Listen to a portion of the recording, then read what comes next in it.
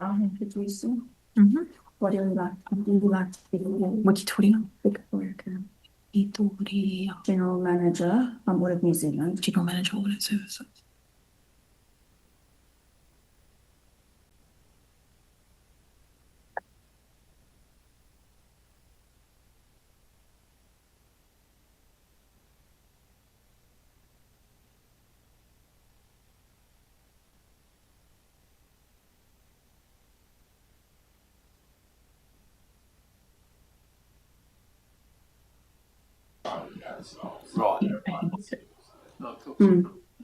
Ki roto. Ki waho. So, that's your, what's the This limit? means breathe in, breathe out. I'll be fine, I'm not worried. I think let's go with the food. Hi everyone, we're going to get underway in just about 2 minutes. Just checking for those online. I think we've got Debbie, and I'm just sorry we can't see who else is online there. Are you able to hear us?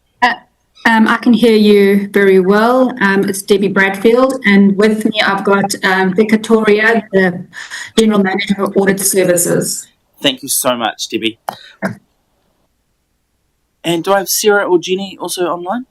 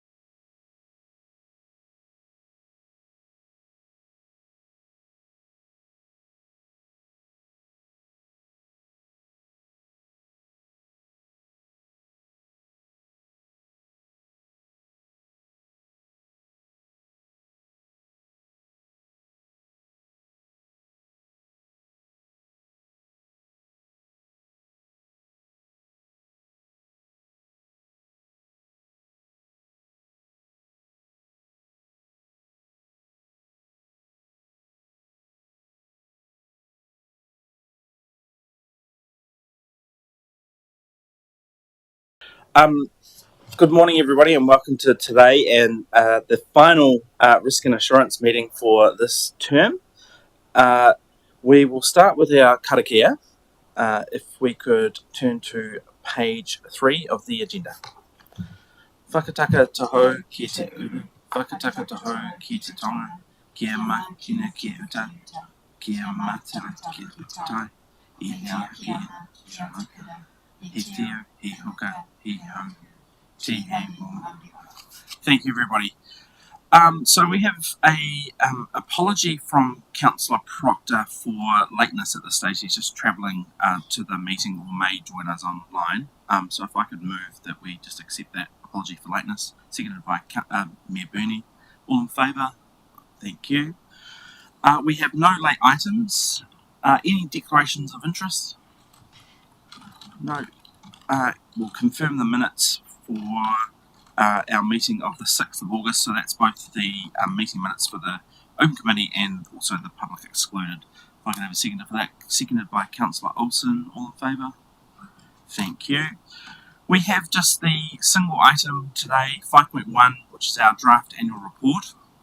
I'm just going to start with some opening comments, but also just to acknowledge we have Debbie and team online. We also have independent members Sarah and Jenny joining us online. You'll be in this really awkward position where we can see you, but you can't see us. So we apologise for that you're staring into a black screen. But you'll just have to imagine us here in the flesh. And I'll do my best to make sure that I'm keeping alert to any hands or anything that go, or any signal that you might make, wave or anything to get my attention to make sure that we are handing over the floor to you. But I'll first, we've got Caro and Jacinta who are going to talk us through this next paper, but we'll just start with by moving recommendation A, that the draft annual report be received and noted. If I could have a seconder. Thank you, Councillor Young. All in favour? Thank you. So I thought I'd just start before handing over to Jacinta with some comments on, I guess, why we're here and what's our job today in terms of this committee, in terms of the draft annual report. And I think that's useful for our public and our gallery to understand what it is that is our job. And so really why this committee is looking at the draft annual report is to offer a view to council hopefully next week around assurance around process, compliance with legislative requirements, and that the report, as it's still being developed, appropriately tells the story of our performance over the last financial year. And so we obviously in the agenda have a draft report. There will be a final draft report that is issued ahead of the council meeting next week, where hopefully that report will be formally adopted. But yes, today is essentially the Risk and Assurance Committee's opportunity to be assured and ask questions around those things that I've mentioned. With that, I'll hand over to Jacinta, and it may be that also Jenny or Sarah or Debbie want to also add to my comments around what our purpose and focus is. But for now, I'll hand over to Jacinta, and thank you. Thank you, and through you, Mr. Chair. What I wanted to do is just briefly introduce where we're at in terms of the annual report process. So, as part of the adoption of the annual report, we have continued to give the council table and the public a view of how we're tracking in terms of our performance. So, we've held some public workshops already in relation to how we perform for the year. The results for 30 June, unaudited results for 30 June, have also been included in a previous council report as part of our organisational performance report, where our results have been discussed in detail at the council table for public. So today we won't be going into the detailed results, as we all have already done that through public workshops and through the council meeting. But today I just wanted to give you a view on where we are in terms of the process, and then I'll pass to Debbie, who will provide her view in terms of our audit director, in terms of how that audit process is going and where we're at and where we are in terms of leading into the adoption of the annual report next week. I wanted to firstly acknowledge the hard work that the audit team have been doing on our behalf. It is challenging to look at adopting an annual report before the election, but we appreciate very much the commitment from Audit New Zealand to resource us to be able to complete that work. It has been challenging. The team have been working really hard on both sides, with our staff and with the audit team to get us there. It is going to continue to be difficult up until next week. And so when I communicated to the team last night that the version that's included in this agenda is what we call version 1. That is the version of the council financial statements that was provided to audit on day 1 on the 28th of August when they started their work. So for efficiency purposes, we always knew there were going to be changes between that version and when we end up with the version that will go in the public agenda tomorrow for council adoption. Some of those key changes are Audit New Zealand released in August a set of model financial accounts. What they do is they provide clear guidance in terms of the accounting standards and how ideally and best practice those financial statements would look from a disclosure perspective. We have gone through that process with Audit New Zealand. We've collaborated on the changes that need to be made to our model accounts to make sure that they do reflect best practice and an update in terms of accounting standards and where they're at based on the release that was in August. So they are now reflected in the version, what we effectively would call version 2. And also Debbie will speak a little bit soon about where we're at. So as we work through the audit process to make sure things are efficient, we try not to make a number of versions because that just creates inefficiency for both sides. So as audit have gone through their process, we've been collecting any changes that they've recommended. They call those misstatements from an auditing terminology.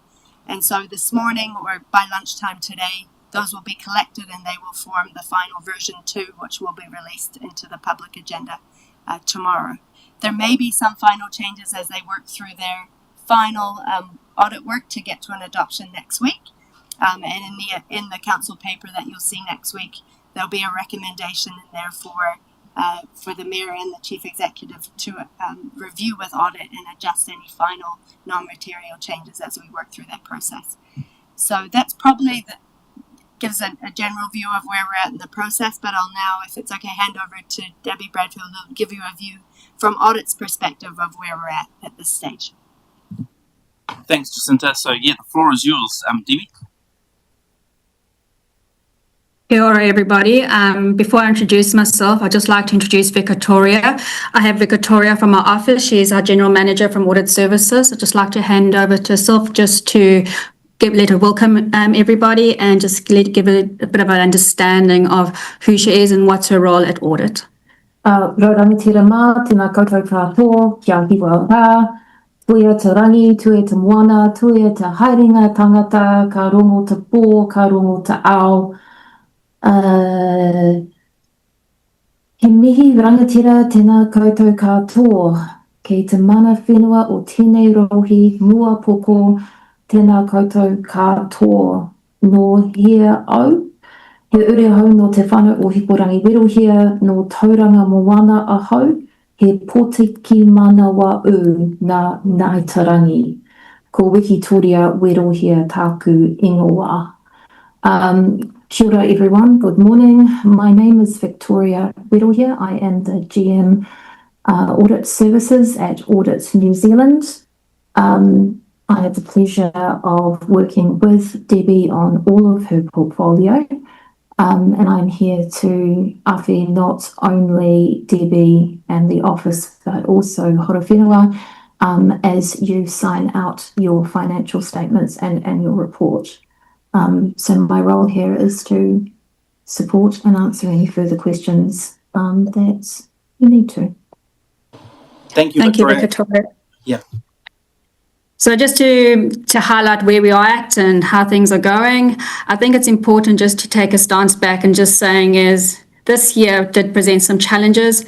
It's largely due to the timing, as indicated earlier, that the timing is not the same or similar as previous years. Normally, the audit gets signed off in October, so definitely the timing is an out of cycle. So with that comes a few little challenges in terms of how we go through the audit. What we can confirm is that we definitely have the necessary resources in place and the audit will continue through to adoption date. There's 3 key technical matters that have been identified and worked through collaboratively with the team. We should be able to close out those matters during the course of the week. The first item relates to a prior period error relating to vested assets. There's some counting treatments relating to the purchase of the Foxton Building Bridge building. And then during last year, the council worked through a nice process where they actually re-looked at the whole asset data, making sure there's a whole good cleanup.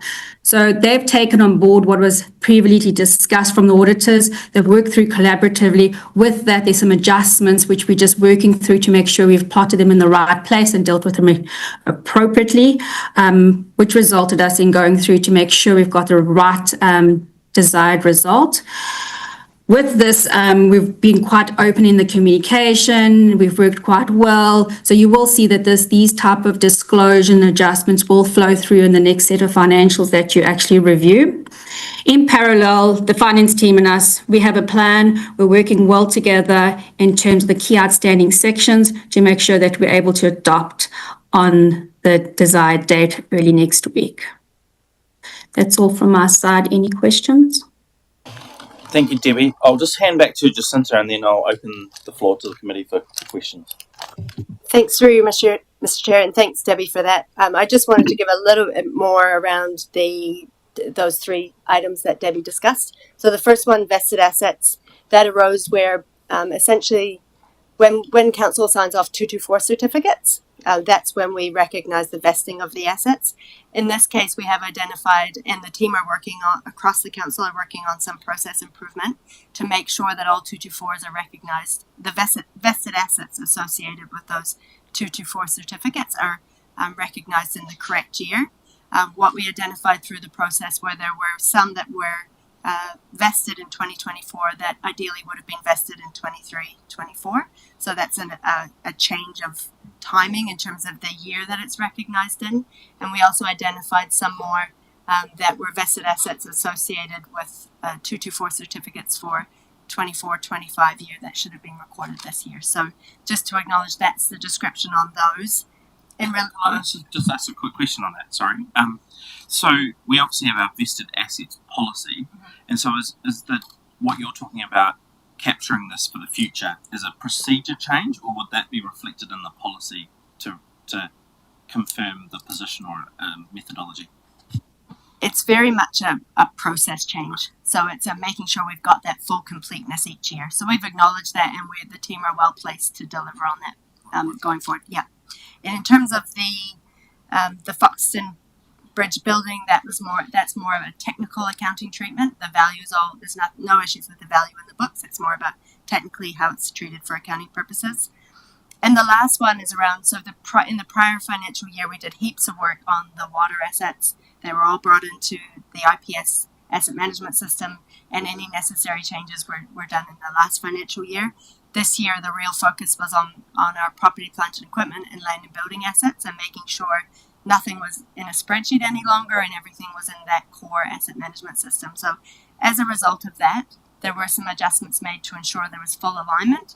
And so we did recognize that in version 1 of the financial statements, but the technical accounting treatment of where that number needs to sit, we've worked through audit with, and there are a few changes that need to be made in terms of where that sits on it from a technical perspective in terms of which financial year it sits in. So those are the 3, just to give a bit more explanation on them from our perspective. Thank you, Jacinta. That's really, really helpful. We're going to now, Karu, did you want to have any introductory comments? No, that's cool. I can open it up to questions. So what I'm going to do is I'm going to start with Jenny and Sarah online. So we'll maybe go to Jenny first. Did you have any comments, questions, wisdom that you wanted to share with us, Jenny, to start with? Thank you, Chair, and good morning, everybody. Just some comments, I think. Overall, the explanations that Jacinta and Debbie have provided around the final matters that need to be closed out seem, very doable, and I don't have any concerns about them. Overall, it is, just want to acknowledge the timeline. It is really challenging trying to get this whole annual report sorted out before the local body elections and really acknowledge all the hard work that's going into achieving that from the team, finance team, and the auditors. So well done. You're nearly there, and heading to the final line there. I've had a good look at the annual report and read through all the disclosures and where things are landing. I'm really comfortable. I think the team have done a really excellent piece of work, and it sounds and looks to me as if we are just need to finish off the last little bits of final polishing up and disclosures, and you'll get across the line. So well done to everybody, and very pleased to hear that audit resourcing still in place to finish off this audit, because I know there is a lot of challenges across the sector. So that's great to hear. That's all from me. Thank you. Thank you, Jenny. Sarah, did you have anything you wanted to add? Look, I haven't. I as Jenny has said, I just want to acknowledge, I can see the hard work that's gone into this. I think that the report really does focus on some of the key issues that have faced the region in the last 12 months. The water's done well, the O2 and all of those sorts of things has been really good to see in the report and written. I think there's just there's a couple of things, but I'll shoot a note through to Jacinta, and I'm sure they'll be picked up in the next review of things anyway, but I'll just send them through. So I think it's been a great effort. I'm at the risk of repeating everything that Jenny has just said. I just think well done to audit and to the team in the finance area. Thank you, Sarah. Table. Anyone, any comments, questions for the team? Councillor Grimstone. I'm assuming though that prior to council meeting we'll have the auditor's disclosure letter circulated.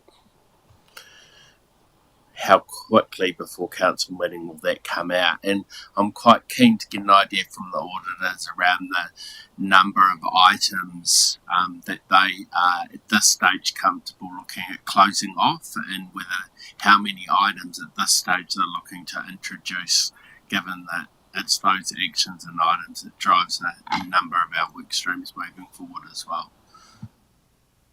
Debbie, did you copy that question from Councillor Grimstone?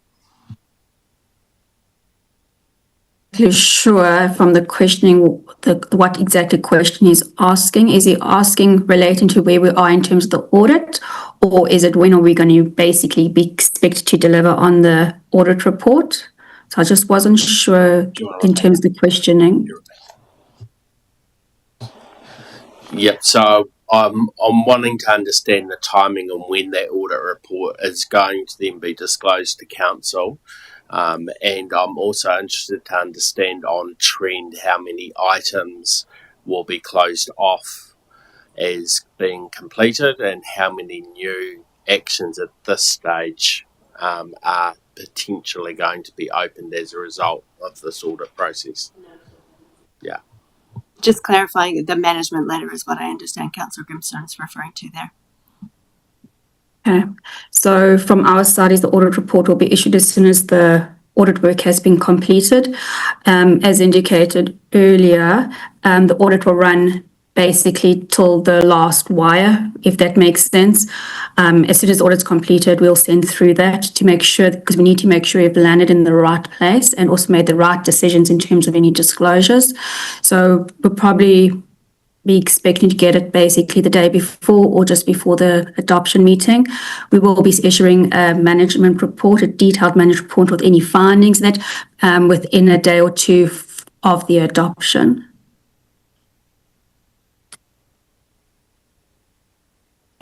And I just a question of following up on that is, at this stage, given your line of sight and the work that you've undertaken, how many of the actions are going to be closed off, and how many new ones are on scope for being added?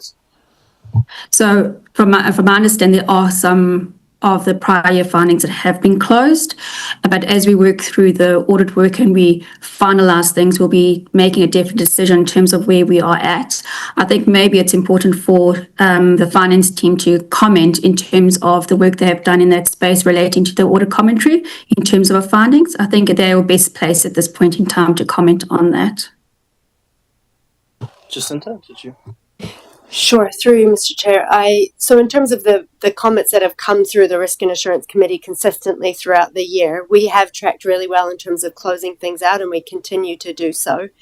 We do have some that we identified in the last meeting that we're anticipating being closed out by audit. So any of those ones, we do think they will. We definitely wouldn't have popped them in there if we weren't comfortable, but we haven't received the final stamp yet. I think, from my perspective, I would assume that because the focus has been on making sure that that annual report document is as perfect as it can be to get to adoption, then the team will likely wrap up those last bits post the actual audit report being identified and give the final stamps. In terms of timing, would that be reasonable, Debbie, from your perspective? That is correct. We're focusing on the audit and working through any matters that we've identified and discussed. Once the audit report's done, within 2 days of that meeting, we should be able to finalise that piece of the work. And through you, Mr. Chair, one more is in relation to the work that we've done. I'm really proud of the work that the team have done around closing out. And when I first started about 4 years ago, we had it was quite a lengthy document, and that has significantly reduced. But over the last couple of years in particular, the team have done great work around asset management information, making sure it's all in the core systems, the lives, the depreciation, the core information that drives decisions around the assets and the maintenance and replacement of them, and the valuation of them is all in core systems and is understood and used to drive decision making. I think that's probably, for me, in terms of where we've got to, some of the most important work that's happened, as well as sensitive expenditure, the regular reporting that comes in around that. A lot of the comments from previous years' management have sat in that asset management space, and so we hope to see a bunch of that cleared out now that the work around the Three Waters assets and as well as the plant equipment, land and buildings has been done. Thank you so much for that. Any further comments, questions from members? Yeah, Bernie? No? It's okay. Councillor Olsen. Look, I don't have anything. I just acknowledge, obviously, the work that's gone into this also, without repeating previous speakers. I guess for me, looking through this, there's some pretty good content, and I don't want to go into detail, but it is good to see the honesty and transparency around some of our results. Not all of them are favourable, but I think that's obviously what we do, and we show leadership by being open and honest with our community. So just applaud the team for that as well. That's great. Thank you, Councillor Olsen. So I guess at this point, it's a big thank you, Debbie, to you and your team. Thank you, Victoria, also for being with us. As you can hear, that there's real appreciation for the process and where we're at in the process, and obviously marching forward towards next week and that final adoption. Jacinta, to you and your team, and Caro, thank you very much for all of your hard work in putting this document together. It's a very complex project, I imagine, to manage. So thank you for all of your collective efforts. Thank you for the kind words. Yeah, with that, Debbie and Victoria, you're happy to. I'm happy if you want to jump off. I'm sure you've got other things to do. I'm probably just going to do a bit of a wrap up in terms of the committee. So thank you so much for being with us. Before I go, I just thank you for the kind words and look forward to working with everybody. And as we move forward, the last little push, and we'll see you guys soon next week. Thanks so much, Debbie. See ya. Thank you. So with that, it was a pretty short meeting today and pretty quick agenda. But I guess I just wanted to make some final comments as we close up, being this our last meeting. It has been an absolute pleasure to chair this committee, and I'm actually very proud of what we have achieved. What have I forgotten? What's that? I've forgotten some recommendations. Oh, that's helpful. We better do that before.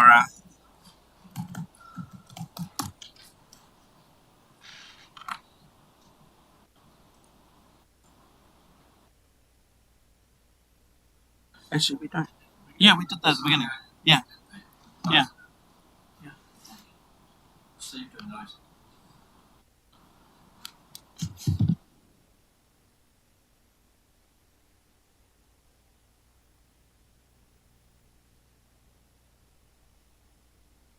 Do the chief executives looking at me like I've missed something, but it's a bit oblivious to me that what I might have missed. So I'm going to invite her to speak to provide some guidance to us. Through you, Mr. Chair, and apologies for my facials.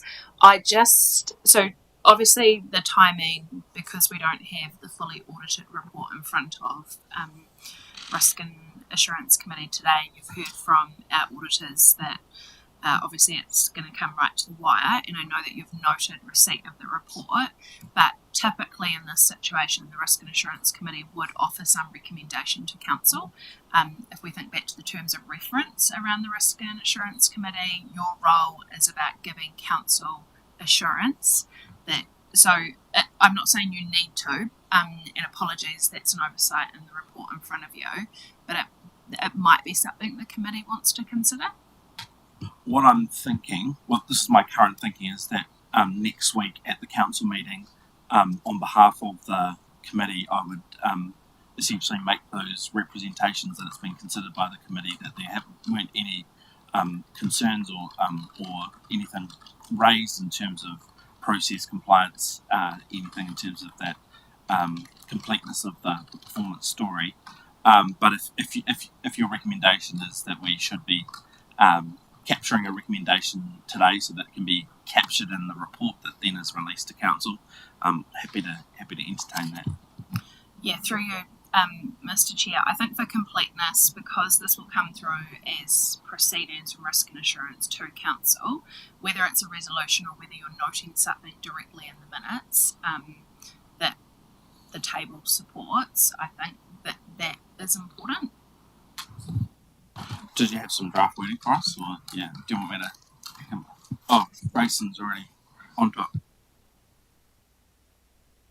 I've just noted that the chair will verbally report back to council during the presentation of the annual report, and notes that the table supports the presentation of the draft annual report thus far.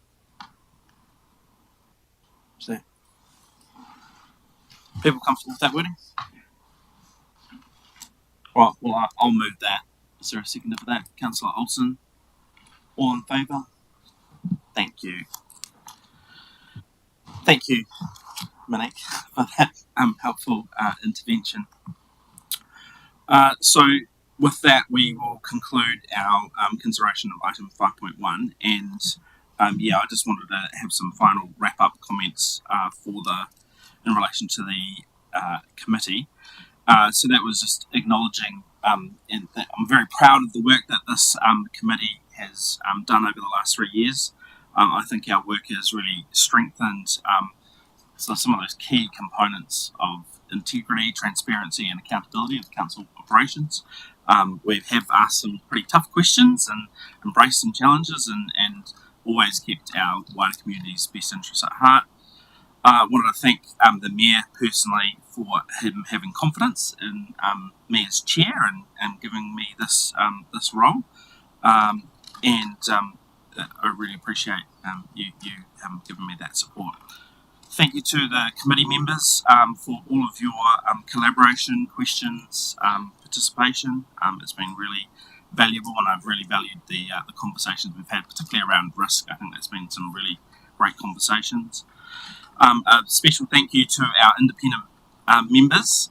Your wisdom and objectivity and experience have been really, really invaluable, and I'm very pleased that you will obviously be continuing into the next term as an overlap to help the incoming council as part of that transition. A big thank you, obviously, to Ashley and the Democracy team for all of the support to the committee. It's been really, you guys are the sort of the behind-the-scenes heroes, and I really, really appreciate all of your efforts and support. Jacinta, to you and your amazing team. Again, a huge amount of work in the background. Lots of people doing lots of things to support us, support the council generally, but particularly this committee. Special mentions to Tanya and Peishan. We really appreciate your contributions and willingness to answer our questions, and even the dumb ones from me. So I really appreciate that. And so overall, just a big thank you to the wider council team and Machine and Monique and your senior team for all of the support to the committee. As I say, I think we've made some really big gains, and there's been some really big key pieces of work that have been delivered through this committee. Obviously, the operational team have delivered on that, but this committee's set the direction and provided that check and balance. So, with that, I want to say thank you, and it looks like Mayor Booney wants to. Well, I just want to acknowledge you as chair, Sam. I do think that the committee has come a long way in the space of 3 years. The focus that we're quite sure after having independent chairs, whether having a councillor as chair of the committee and then having independent members would actually work, but I think it's working very well, and I too want to acknowledge Sarah and Jenny for the work and contribution they've made. But I think especially in the risk space, I think we've come a really long way and significant in terms of what we've seen with the draft annual report, that the number of those audit messages will be considerably reduced. I think is testament alone to the fact that we have worked really hard in making sure that's done. So I just want to acknowledge your leadership in that space and to thank and from a personal point of view, taking the pressure off me and enabling this committee to function as well as it has, I think has much to do with the work that you have done, and I do appreciate it. Thank you. Thank you for those kind words. Without turning this into a love fest, did anyone else want to have any comment, reflections? Jenny, Sarah, did you have any? Okay, I'd love to, just quickly, if I can. Just reflecting back to the 21-22 annual report, which only got adopted in May 23, and sort of dealing with that long, lengthy list of all those audit recommendations. It's amazing how far the organisation has come in terms of implementing all the improvements, and there's been really good communication through this committee around the progress and good transparency around some of the issues that needed to be closed out. So yeah, just want to endorse the previous comments about, big step up in improvement and transparency. Absolutely endorse those, and thank you to everyone for all their hard work, and it's been a pleasure supporting this committee and seeing the progress being achieved. Thanks, Jenny. Yeah, and if I can just add to that, I too am amazed, astounded, whatever, of the progress that has been made in this committee. I'm really proud to have been part of the whole journey, and I think this annual report I found extremely easy to read. And again, just reflecting on where we've come from to where we are today in relation to just the identification of risks, the willingness of the whole senior management team to get behind the process and follow it, I think has really certainly benefited the council. So well done to everybody, and thanks for having me on board. Thanks, Sarah. Thanks, Jenny. Any comments? No, that's fine. All right, well, with that, we will close the meeting with our closing karakia. Thank you, Jonathan. Thank you, Jonathan, for joining us. You get to the best bit, the closing karakia. You can lead us, actually. That can be your gift for today. All right. Kia whakatau ki tapu, kia wātea ai te rā, kia tūriki whakatau, kia tūriki whakatau. Auia, uia, taki. Thank you all.